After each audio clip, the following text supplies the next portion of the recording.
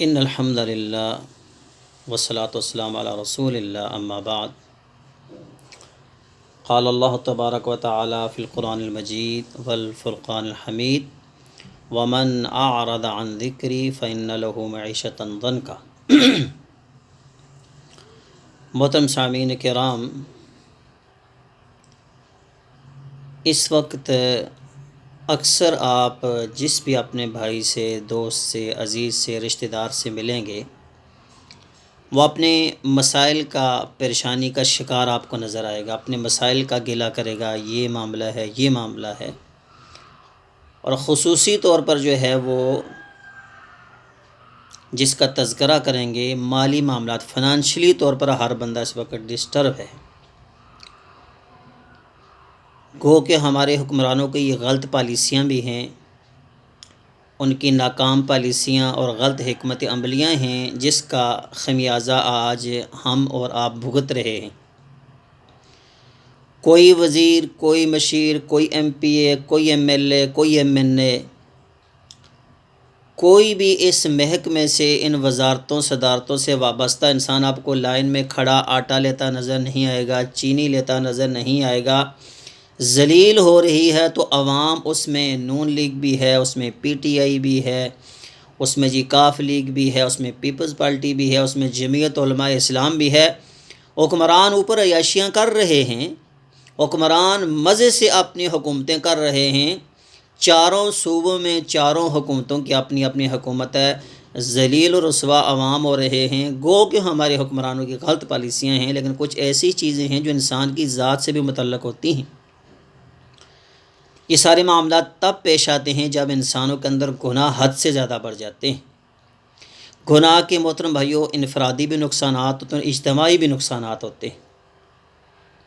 انفرادی طور پر جب بندہ اکیلا گناہ کرتا ہے، فرمایا ومن اعرض عن ذکری فإن له معیشة ضنکا، جو ہمارے ذکر سے روگردانی کرتا ہے، یعنی ہمارے جو حکم ہیں، ہماری جو اطاعت کرنی اس سے روگردانی کرتا ہے، ہماری نافرمانیاں شروع کرتا ہے، سب سے پہلے ہم اسے یہ سزا دیتے ہیں فإن له معیشة ضنکا، ہم اس کی معیشت کو تنگ کر دیتے ہیں، مطلب یہ کہ ہم اسے فنانشلی طور پر، مالی طور پر انتہائی ڈسٹرب کر دیتے ہیں۔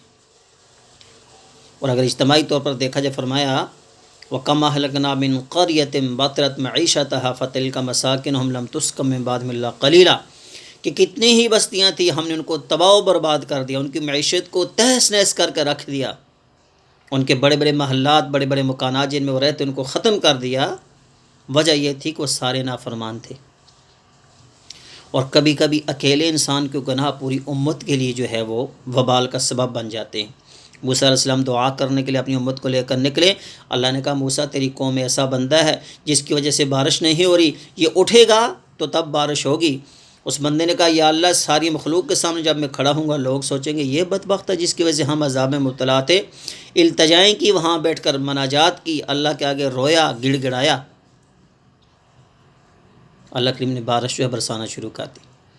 جہاں موسیٰ نے جب پوچھا کہ بندہ کوئی نہیں اٹھا، اللہ کریم بارش ہو رہی ہے، فرمایا میرے بندے نے اتنے سچے دل سے توبہ کی ہے کہ اس کی توبہ قبول کر کے میں نے بارش برسا دی۔ تو محترم بھائیو، توبہ کرنے میں دیر نہیں کرنی چاہیے۔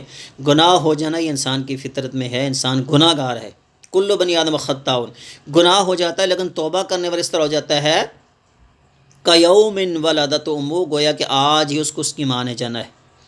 وخیر الخطائین التوابون، بہترین گناہ گار وہ ہے کہ غلطی ہونے کے بعد توبہ کر لے، گناہ پر اڑا نہ رہے۔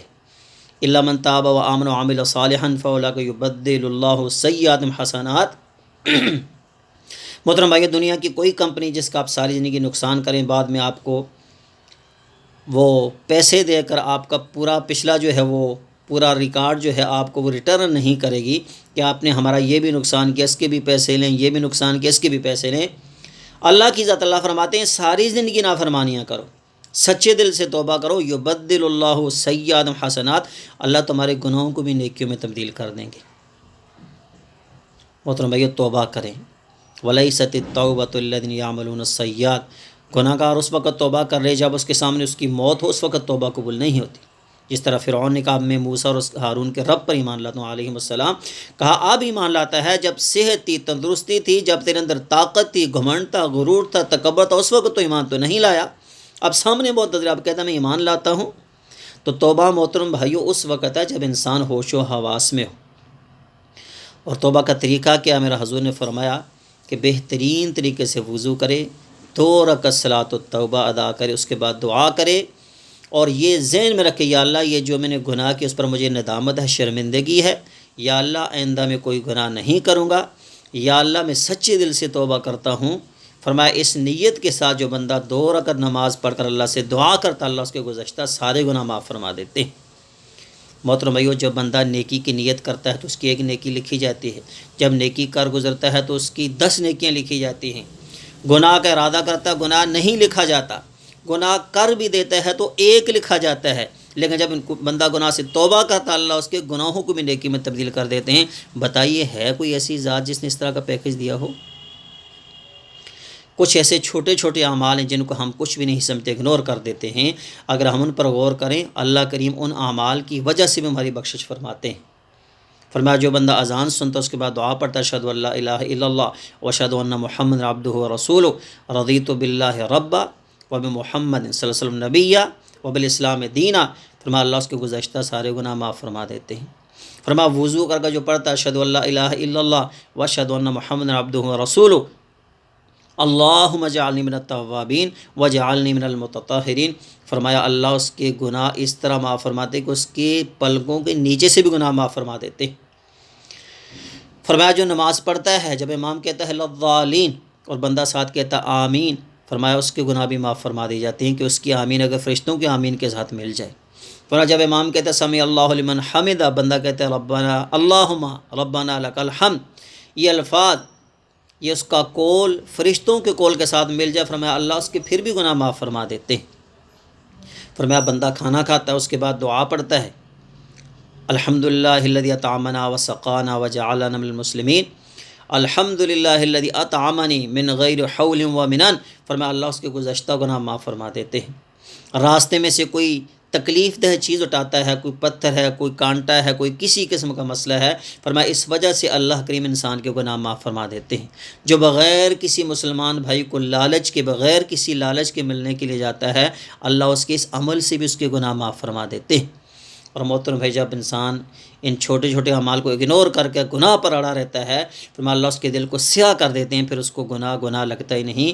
جناب انس بن مالک فرماتے ہیں کہ جن کو تم چھوٹے محسوس کرتے ہو، بال سے بھی زیادہ چھوٹے محسوس کرتے ہو، رسول اللہ کے دور میں ہم سمجھتے کہ ہمیں ہلاک کرنے والے گناہ، حالانکہ اس وقت کوئی گناہ تصور نہیں تھا کہ وہ گناہ اس دور میں ہو۔ تو اس لیے محترم بھائیو ضرورت صبر کی ہے کہ حکمرانوں کی بھی غلط پالیسیاں ہوں گی، لیکن اجتماعی طور پر توبہ کی ضرورت ہے، رجوع الی اللہ کی ضرورت ہے۔ آئیں سب اجتماعی طور پر، انفرادی طور پر اپنے گناہوں سے توبہ کریں، شاید اس وجہ سے اللہ ہمارے حالات کو بخش دے۔ اللہ عمل کی توفیق عطا فرمائے۔ السلام علیکم ورحمۃ اللہ وبرکاتہ۔